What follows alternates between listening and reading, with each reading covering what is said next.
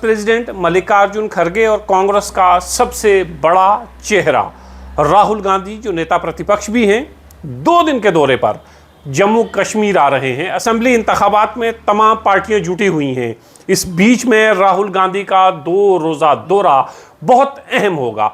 हम कांग्रेस पर यह इल्ज़ाम लगाते रहे हैं कि कांग्रेस की आला क़यादत ये जो असेंबली इंतखाबात होते हैं उनमें उतना एक्टिवली पार्टिसिपेट नहीं करती है, जिसकी वजह से कांग्रेस अपने बुरे दिन पिछले कई सालों से देख रही है। लेकिन पार्लियामेंट के इलेक्शन में कांग्रेस की कारकर्दगी और नेता प्रतिपक्ष बनने के बाद राहुल गांधी की पार्लियामेंट में तकरीरों ने कांग्रेस के अंदर जोश भर दिया है और आला क़यादत को भी लगता है कि जहां जहां इलेक्शन हों वहां वहां सरकार बनाने की, अपनी पार्टी को मजबूत करने की कोशिश करते रहना चाहिए। और इसी सिलसिले में राहुल गांधी और मल्लिकार्जुन खड़गे 2 दिन के दौरे पर जम्मू कश्मीर आ रहे हैं। कल जम्मू, उससे अगले दिन कश्मीर। इलेक्शन के बीचों बीच यहां पर आने का मकसद यह है कि नेशनल कॉन्फ्रेंस के साथ अलायंस में जम्मू कश्मीर में इलेक्शन लड़ा जाए। आप तमाम लोग जानते हैं कि कांग्रेस और नेशनल कॉन्फ्रेंस इंडिया अलायंस का हिस्सा है। पार्लिमानी इंतखाबात दोनों पार्टियों ने मिलकर जम्मू कश्मीर में लड़े थे। दोनों पार्टियां इंडिया अलायंस का हिस्सा थीं।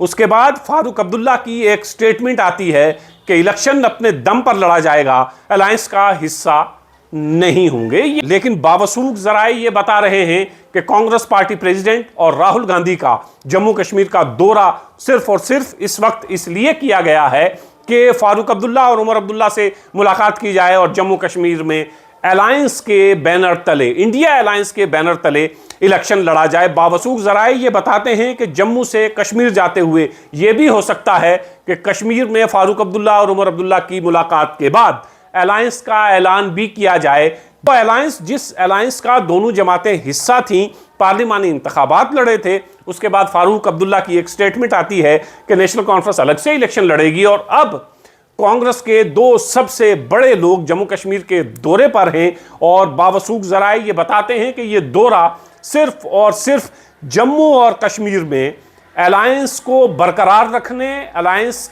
की ताकत को मजीद मजबूत करने और अलायंस के बैनर तले जम्मू और कश्मीर में इलेक्शन लड़ने की तरफ एक कदम है।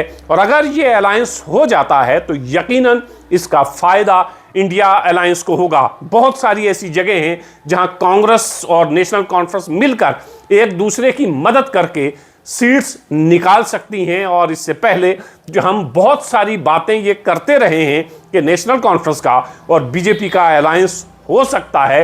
अगर आप मैनिफेस्टो पढ़ेंगे नेशनल कॉन्फ्रेंस का, जो कल ही जारी किया गया है, तो आप उसमें साफ तौर पर देखेंगे नेशनल कॉन्फ्रेंस ने अपने मैनिफेस्टो में उन चीज़ों को जगह दी है जिन चीज़ों की मुखालिफत भारतीय जनता पार्टी कई सालों से, बल्कि कई दहाइयों से कर रही है। 370, 35 से ऑटोनॉमी और बहुत सारी ऐसी चीज़ें हैं जिनके दम के ऊपर भारतीय जनता पार्टी ये कहती है कि जम्मू और कश्मीर से ये ख़त्म करके जम्मू और कश्मीर की आवाम को और जम्मू कश्मीर को खुशहाल बनाने की हमने कोशिश की है। दूसरी तरफ नेशनल कॉन्फ्रेंस ये कहती है कि ये तमाम चीज़ें वापस लाई जाएंगी। तो इसका मतलब बिल्कुल साफ है कि भारतीय जनता पार्टी और नेशनल कॉन्फ्रेंस एक ही प्लेटफॉर्म पर नहीं आ सकती हैं। तो कांग्रेस और नेशनल कॉन्फ्रेंस का अलायंस होना तकरीबन तय माना जा रहा है। सियासी मुबस्सिरीन ये मान रहे हैं कि राहुल गांधी और मल्लिकार्जुन खड़गे का ये 2 दिन का जम्मू कश्मीर का दौरा अलायंस को मजीद मजबूत करने के लिए किया जा रहा है। बहुत सारी जगहों पर नेशनल कॉन्फ्रेंस सीट्स निकाल सकती है अगर कांग्रेस हिमायत करे, और बहुत सी जगह ऐसी हैं जहां कांग्रेस को थोड़ी बहुत नेशनल कॉन्फ्रेंस के साथ की ज़रूरत पड़ेगी। ये दोनों साथी हाथ मिला लेते हैं तो ये अलायंस जम्मू और कश्मीर में कुछ करिश्मा कर दिखाने की ताकत तो ज़रूर रखता है।